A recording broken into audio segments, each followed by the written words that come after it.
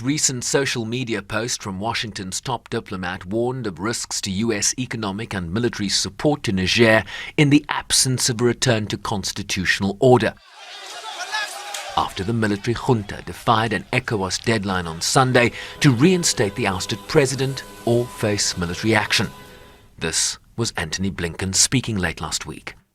I don't want to get ahead of where things are right now, but we believe that the work that Ecowas is doing and the statements it's made are important, strong, and have our support. We believe it is vitally important that what Ecowas has called for actually take effect, and that is the freeing of President Bazoum and a restoration of the constitutional order in Niger. And we support the efforts that Ecowas is making, including the pressure that it's exerting in order to achieve that result. Ecowas now says the bloc will hold an extraordinary summit to discuss Niger on Thursday in Nigeria's capital, Abuja, following its tough stance after the region's 7th coup in 3 years. And after the Nigerian junta closed its airspace and vowed to defend the integrity of the country against what for now remains an unfulfilled threat by Ecowas, testing the bloc's credibility. Particularly given that the ruling juntas in Mali, Guinea and Burkina Faso, 3 countries already suspended by Ecowas in the aftermath of coups there, promised to come to Niger's defense. As the UN maintains its support for the sub-regional organization's posture. The decision of use force if necessary, it's not a UN decision, it's a Ecowas decision.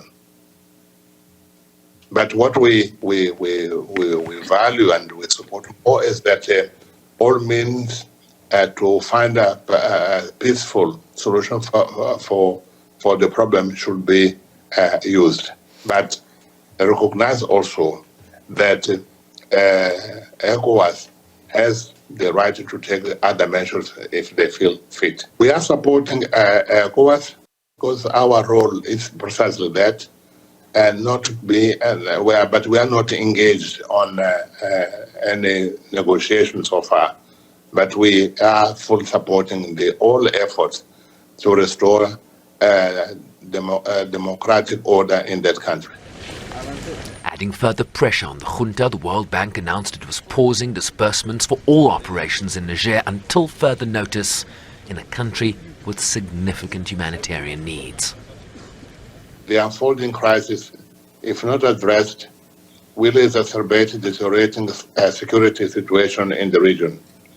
It will also negatively impact the development and lives of the populations in a country where 4.3 million people need humanitarian assistance.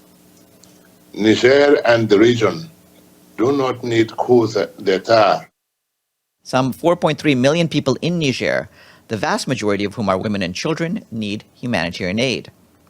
OCHA stresses that all parties must continue to respect humanitarian principles and allow for unhindered access for humanitarian workers to all people in need across the country. A region teetering on the brink, and a lack of regional consensus that might, against expectations, see the status quo entrenched. Sherwin Bryceby's SABC News, New York.